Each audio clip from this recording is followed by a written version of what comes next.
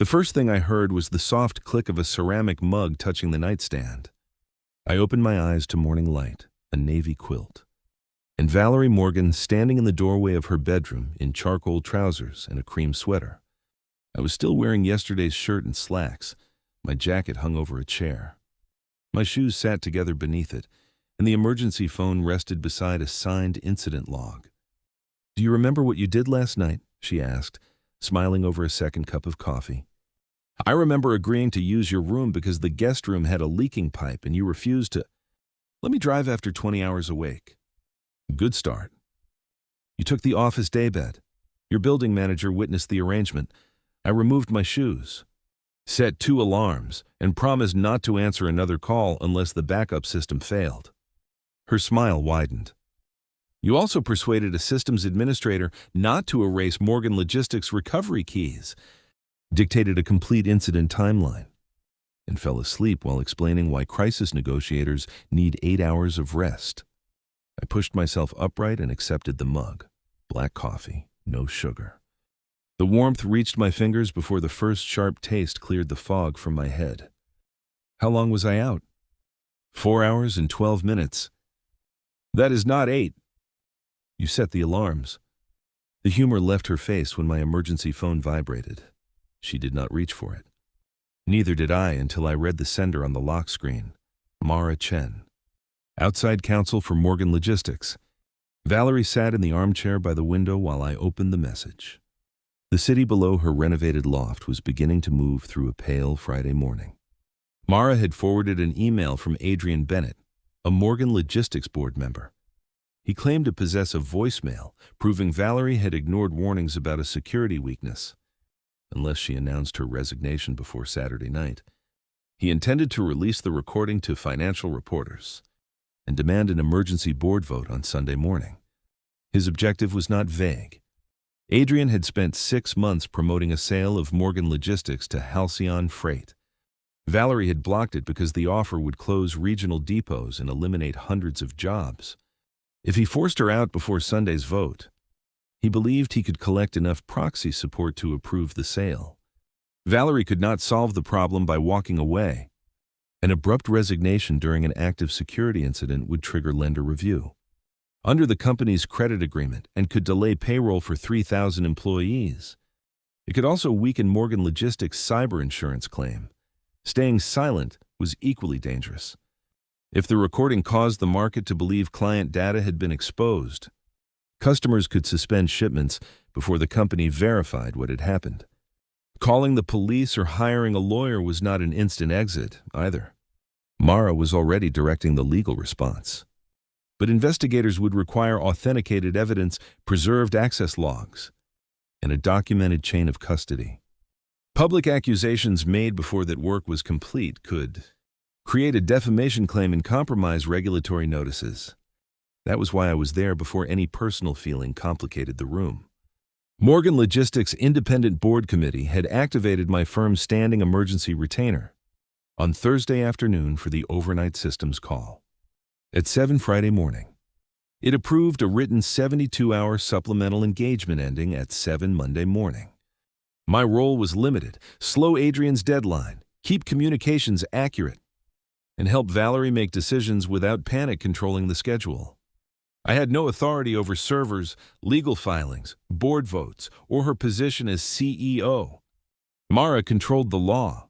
A licensed forensic team controlled the evidence. Valerie controlled the company response. I handed her the phone. "Mara wants a call with both of us at 8, before then. Do you want me to review Adrian's email under the existing engagement?" Valerie read it, then nodded. "Yes, review the demand and prepare questions." "Do not contact Adrian yet." "Understood." She rose and collected my empty water glass from the nightstand. The building manager repaired the guest room pipe. "Your briefcase is on the dining table, and your temporary access badge is sealed in the envelope beside it. You run a very orderly emergency shelter?" 5 stars, except the guest argues with the wake-up service. The exchange lasted only seconds, but it changed the temperature of the morning. No mystery remained around the bedroom. No private debt hid beneath the work. There was coffee, a signed agreement, and a deadline moving toward us. At 8, Valerie and I joined Mara by video from the loft's dining table. Mara's first question was not how to defeat Adrian. It was who had authority to do what. "The special committee has retained Nolan's firm through Monday at 7, she said. "Valerie, you remain the client representative for operational decisions. I handle legal notices and any court action. No one accesses company systems without written forensic authorization." Valerie opened a red notebook. "I want Miles Cooper's team considered for the forensic work. Nolan recommended him yesterday, but I have not approved access." Miles was a certified digital forensics examiner and an old friend who had spent years telling me. That urgency did not erase procedure. "May I disclose his qualifications and conflict statement to you and Mara?" I asked. "Yes," Valerie said. "Qualifications only until counsel retains him." Mara reviewed the documents, contacted 2 references, and issued a limited engagement letter through her firm. Valerie signed the operational authorization. Only after both steps were complete did I call Miles. "You have read-only access to the copied logs listed in Mara's letter." I told him, "No live system, no employee mailbox, and no client data." That was going to be my first sentence. Miles replied. Keys clicked in the background. "My second sentence is that you sound terrible." 4 hours of sleep. A crisis negotiator who ignores his own recovery plan is just a tired man with a headset. Valerie covered a smile with her coffee cup. Miles continued, "I'll send a collection protocol. Valerie and Mara approve it before we touch the evidence image."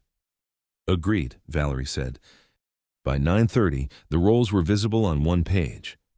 Mara would send Adrian a preservation notice and instruct him not to distribute company material. Miles's team would authenticate the voicemail, trace authorized copies, and confirm whether client data had left the environment. Valerie would notify the board's audit chair and cyber insurer. I would prepare a negotiation range and a holding statement. But neither could be used without Valerie and Mara's approval. Valerie drew a line beneath the list. "The board meets Sunday at 9. I will not resign based on an unauthenticated recording. I also will not tell employees everything is safe until Miles confirms it." Her phone began to ring. The caller was James Baker, chair of the independent committee. She answered on speaker after asking his permission. James confirmed that the committee had frozen any vote on the Halcyon sale until the security incident was reviewed. He also approved the forensic budget and instructed that Adrian receive no internal investigative material beyond what counsel required. "One more thing," Valerie said. "If the evidence clears me, I want the board to hear it from the professionals who authenticated it. Nolan can explain the negotiation timeline, but I will present the company's decision." "That is the correct division," James said. When the call ended, Valerie closed the red notebook. Now we work. Friday moved in controlled blocks. At Morgan Logistics headquarters, Mara's paralegal logged my temporary badge and escorted us to a conference room outside the secured technology floor. I never entered the server room.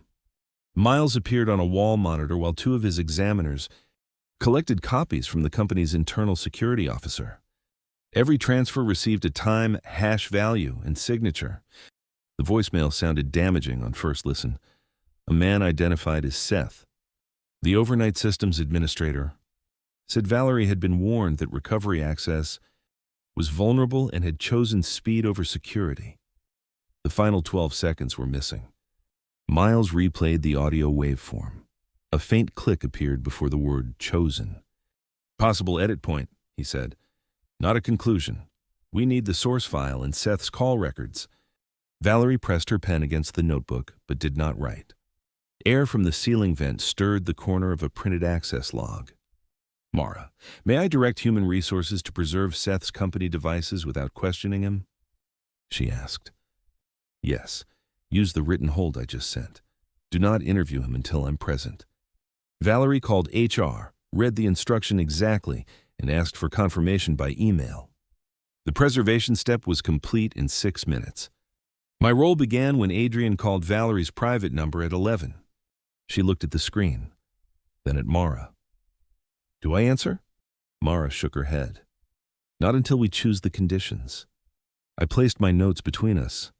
I recommend a scheduled council-present call at noon. The purpose would be to clarify his demand and obtain time for authentication. No promises.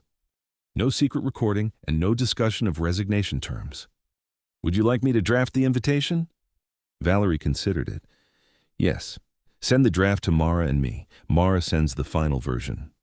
At noon, Adrian joined the call with his own attorney. Mara announced everyone present and stated that the call was not being recorded. I asked Adrian whether the Saturday night deadline could be extended while the parties verified the file. There is nothing to verify, he said. Valerie failed the company. The responsible act is to leave. Your email also mentions the halcyon vote, I said. Are you offering to withhold the recording if she supports the sale? His attorney interrupted. My client is proposing an orderly leadership transition. Then put the complete proposal in writing, Mara said. Include the source of the recording and your authority to distribute it. Adrian's breathing filled the line for a moment. You have until 8 tomorrow night. We asked for time to authenticate, I said. If your goal is responsible governance, a false or altered release would harm the same shareholders you claim to protect. Give us until the Sunday board meeting. Saturday at 8, he repeated, and ended the call. The refusal told us something useful without proving a crime. Speed mattered more to Adrian than accuracy. At 1:15, the first social escalation arrived. A financial newsletter posted that leadership instability at Morgan Logistics might accelerate the Halcyon transaction. It did not mention the voicemail, but 2 major customers asked whether Valerie planned to resign. She did not let me answer for her. She called James and Mara, approved a factual 3-sentence statement, and delivered it herself to the communications team. Morgan Logistics was reviewing a security concern. Operations remained active, and the board had scheduled its normal governance meeting. No accusation, no false assurance. Within an hour, both customers confirmed their shipments would continue through the weekend. The relief came in a brown paper bag. Valerie returned to the conference room with grilled cheese sandwiches and tomato soup from the cafe downstairs. She placed one set beside me and another beside Miles's image on the monitor. I cannot transmit soup through encrypted video, she said, but your team has a delivery coming. Miles looked offended. Technology has failed us. Steam fogged the lid when I opened my bowl. The warm tomato scent replaced the cold smell of printer paper. Timeout zone, Valerie said, turning both our phones face down. 10 minutes? No Adrian? No board, no audio waveform? Is this an executive directive? A voluntary invitation? I took a bite of the sandwich. Accepted. We spent 10 minutes arguing about whether a diagonal cut improved grilled cheese. It did not fix the company. It gave everyone in the room enough air to return to the work without snapping at one another. At 4, Miles found the first hard clue. Seth's original voicemail remained in an archived mobile device backup preserved by the company's normal retention system. The complete recording did not say Valerie had chosen speed over security.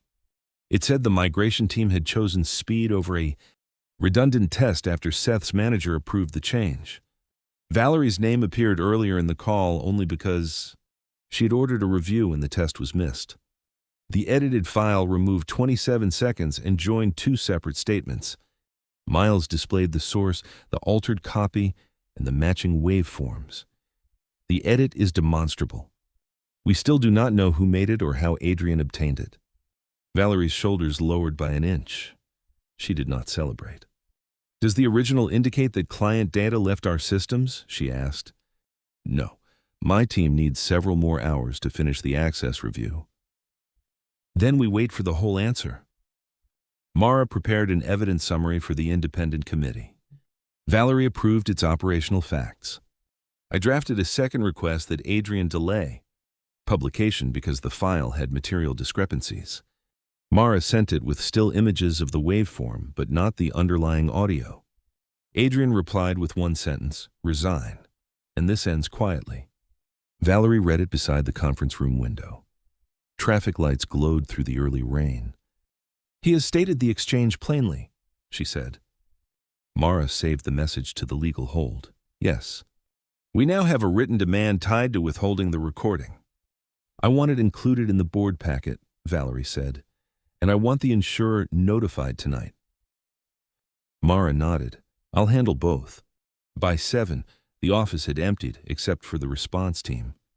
I checked my notes 3 times and reached for the emergency phone a 4th. Miles muted his microphone, called my personal number, and waited until I walked into the hall. You are circling, he said. I'm checking the negotiation record. You checked it. Valerie and Mara approved it.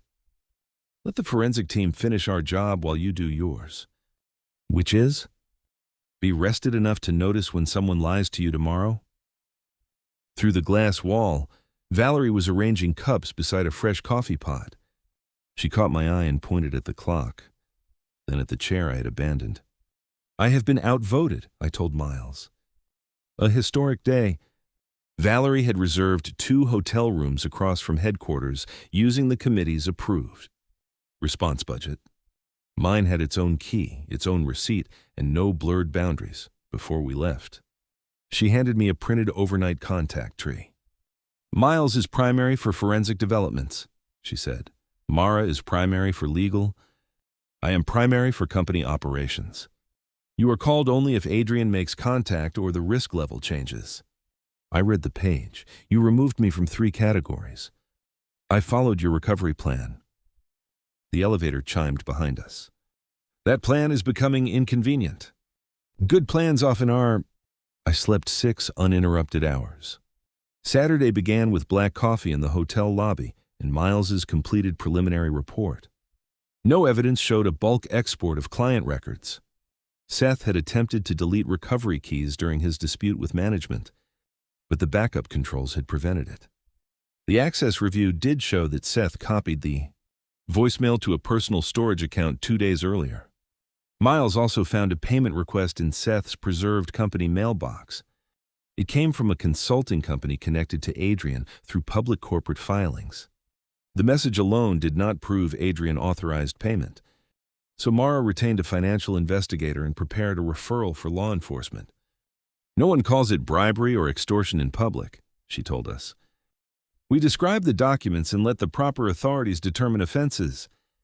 Valerie signed the insurer's incident form and authorized notices to the 2 clients whose account names appeared in the copied administrator folder. Even though their shipment data had not been opened, she chose the cautious notice after Mara and the privacy officer explained the options. I would rather answer 2 difficult calls today than hide behind a narrow interpretation and lose their trust next month, she said. She made both calls herself. One customer asked for a written control summary. The other requested a Monday briefing. Neither suspended business. At 10, Adrian created the real-world threat. He sent a 30-second edited clip to 3 reporters and posted that a full disclosure would follow at 8. One reporter forwarded the clip to Morgan Logistics for comment. The company's share price could not move on Saturday. But customers and lenders did not need an open market to react. Valerie convened the response group in the hotel meeting room. Rain traced lines down the windows while the copied clip played from a speaker. Options, she said. Mara listed them. The company could publish the authentic recording with a forensic explanation. Seek a narrow temporary court order against further distribution of stolen material. Or wait for the Sunday board meeting. Each carried risk. Publication could expose employee information. An injunction might draw more attention. Waiting gave Adrian 10 hours to shape the story. I waited until Valerie looked at me. Would you like my communication assessment? Yes. Silence allows the altered clip to become the first complete story. I recommend a verified summary from Miles, a statement from you, and no release of Seth's full voice. Mara can decide whether the evidence supports court action. Valerie turned to Miles. Can you state your findings without revealing protected data? Yes. I can certify that the public clip contains edits that change its meaning and that the available logs show no bulk client data export. She turned to Mara. Prepare the court option. I want to see the exact relief requested before anything is filed. For the next hour, everyone stayed in role. Miles signed a short technical declaration. Mara and local litigation counsel drafted an emergency petition seeking preservation of the IE source file and a temporary restriction on distributing confidential company recordings. They did not ask the court to silence criticism or declare Valerie innocent. Valerie reviewed the operational facts, approved the use of company records, and James authorized the filing for the special committee. At noon, counsel filed the petition through the court's emergency process. A judge scheduled a remote hearing for 3. While the lawyers prepared, Valerie carried 2 cups to the quiet end of the hotel lounge. She set mine down and took the chair across from me. "Timeout zone," she said. "We have a hearing in 2 hours. The attorneys have a hearing. You and I have 15 minutes before the communications rehearsal." She slid a small wooden puzzle across the table. It had come from the hotel lobby's game shelf. "You solve other people's impossible situations," she said. "Try one with no consequences." The puzzle required moving 3 brass rings from a frame. I failed twice. Valerie solved it in 40 seconds and refused to reveal how. "CEO privilege?" she said. "That is not a recognized privilege. Ask Mara." My emergency phone remained face down until the 15 minutes ended. The second cup of coffee went cold, but the tightness behind my eyes eased. At 3, Valerie attended the hearing with Mara and litigation counsel. I was present only as a fact witness regarding Adrian's deadline and our request for time. When counsel asked about the noon call, I described it without interpretation. Miles explained the edit and chain of custody. Adrian's attorney argued that the recording concerned corporate governance. The judge did not decide the entire dispute. She issued a narrow temporary order requiring Adrian to preserve all versions. Refrain from distributing confidential internal recordings until Monday's full hearing, and provide the source file to counsel. The order became effective only after service. A licensed process server delivered it at 5:12. Mara sent us the proof of service. At 5:40, Adrian posted a message saying Morgan Logistics was using the courts to hide the truth. He did not release the promised full recording. Valerie approved a response linking to Miles's signed summary and stating that the A company would present the findings to its independent committee Sunday morning. The practical relief was immediate. The 3 reporters updated their articles to describe the clip as disputed and forensically altered. The company's main lender confirmed it would wait for the board review before taking any action. Then the emotional ultimatum arrived. At 7, Adrian asked for a private video call with Valerie. Mara agreed only if counsel for both sides attended.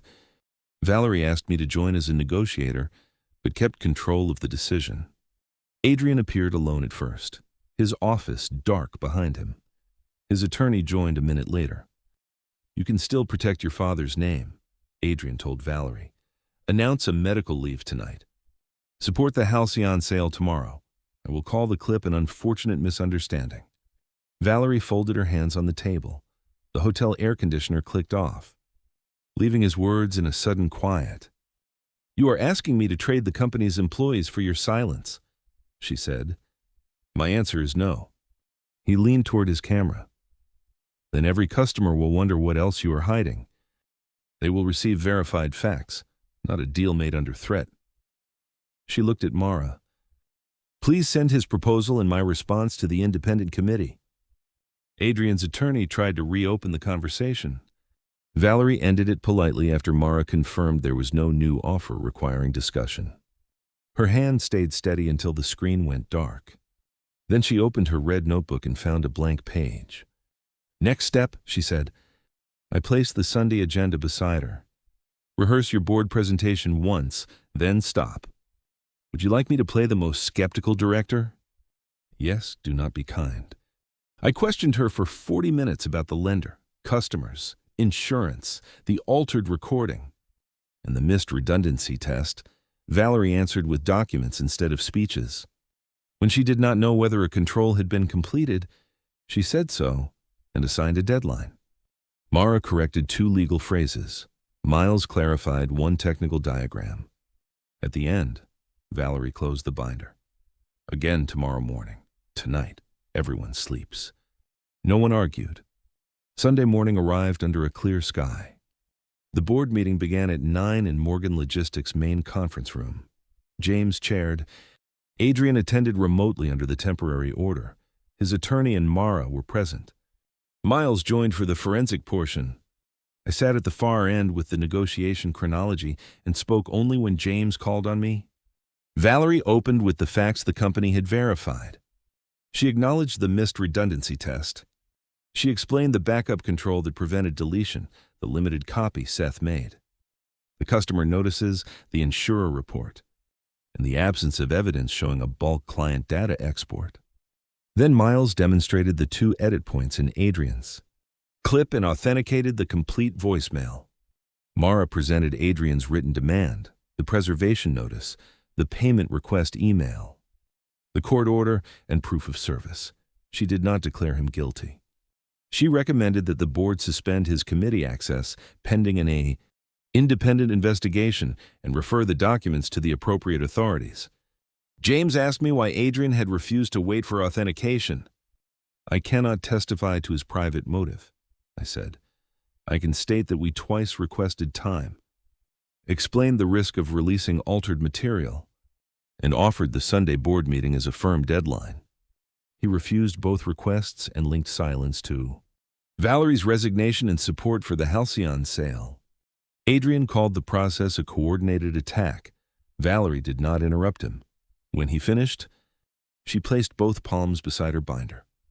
I am not asking this board to keep me because I am my father's daughter, she said. I am asking you to judge the documented response. We preserved evidence, notified affected parties, protected operations, and corrected a false account without concealing the control failure. If the independent review finds that I breached my duties, I will accept its conclusion. I will not resign to purchase silence, and I will not support a sale obtained through that demand. The board went into executive session without Adrian, Valerie, or me. We waited in the smaller conference room across the hall. Valerie poured black coffee into 3 paper cups and added sugar to Miles's without asking. He looked at it. He remembered. I run a logistics company. Details are the product. She handed me a cup and sat by the window. No one predicted the vote. No one offered a promise beyond the evidence. 43 minutes later, James called us back. The independent directors had voted to retain Valerie as CEO, suspend Adrian from committee and system access pending investigation, and postpone the Halcyon proposal until a conflict review was complete. They approved a third-party security audit and the customer remediation plan. The company would cooperate with law enforcement and comply with the Monday court hearing. James looked directly at Valerie. The board also expects monthly reporting on the remediation work. You will have it, she said. There was no applause. The decision was too serious for celebration. But the company's credit line remained active. Sunday payroll processing continued, and the operations dashboard stayed green. At noon, Valerie addressed senior managers. She explained the verified breach scope, the remediation plan, and the board's decision. She did not mention Adrian's personal life or call him a criminal. Department heads received written instructions and a schedule for staff questions. The lender confirmed in writing that the credit facility would remain unchanged. Both notified customers accepted Monday briefings. The insurer acknowledged coverage subject to its continuing review. Those documents closed the practical threats that had trapped Valerie on Friday morning. My 72-hour engagement still had 19 hours left. I spent Sunday afternoon preparing a transition memo rather than inventing new work. Every open task received an owner, Mara for court proceedings, Miles for the audit handoff, Valerie's privacy officer for customer notices, and James for the Adrian investigation. I removed my name from decisions that no longer required negotiation. Valerie found me in the executive kitchen staring at the coffee machine. It stopped working, I said. She pressed one button. The machine hummed. You solve impossible human problems, she said, placing a mug beneath the spout. Appliances remain undefeated. The button was poorly labeled. It says start Coffee streamed into the mug. She passed it to me, then leaned against the opposite counter, leaving a comfortable distance between us. "What happens at 7 tomorrow?" she asked. "My engagement ends. I submit the final chronology to the special committee, return the badge, and leave the remaining work with its assigned owners." "No permanent access?" "No access at all unless a new professional need is approved independently." She nodded. "Good." The answer should have sounded cold instead. It cleared the last obstacle between what was work and what might come after. At 6 Monday morning, Mara confirmed that Adrian had complied with the preservation order overnight. The full hearing would proceed later that day under counsel's control. Law enforcement had acknowledged the referral but made no promise about charges. Miles's independent audit had begun. The business could operate without me waiting beside a phone. I delivered the transition memo to James at 6:30. He signed the completion page and authorized accounting to process my firm's final invoice. Valerie was not part of the payment approval. At 6:45, I returned my temporary badge to security. The officer scanned it, cut the corner, and gave me a receipt. At 7, my professional engagement ended. I stepped into the lobby carrying my briefcase.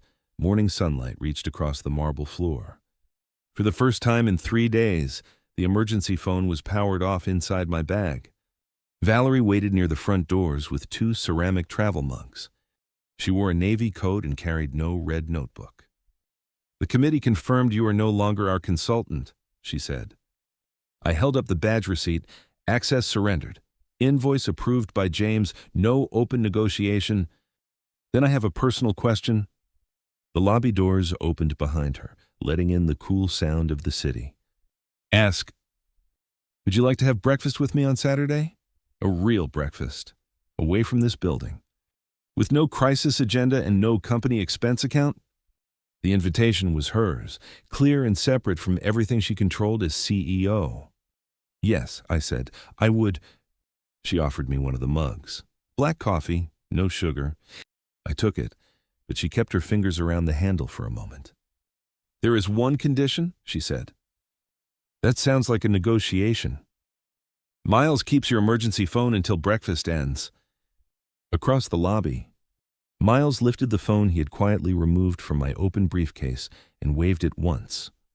"This arrangement lacks due process," I said. "You signed the recovery plan," he called back. Valerie laughed, and the sound followed us through the doors. Outside, she did not take my arm or ask for a promise about forever. She walked beside me toward the corner cafe, close enough that our shoulders touched once when we crossed the street. Neither of us moved away. The company still had an audit to complete and a court process to follow. Adrian's final liability would be decided by investigators, counsel, and the board, not by me. Valerie had retained her position through documented choices, not through my protection. My work had ended with a receipt, a paid invoice, and a locked phone.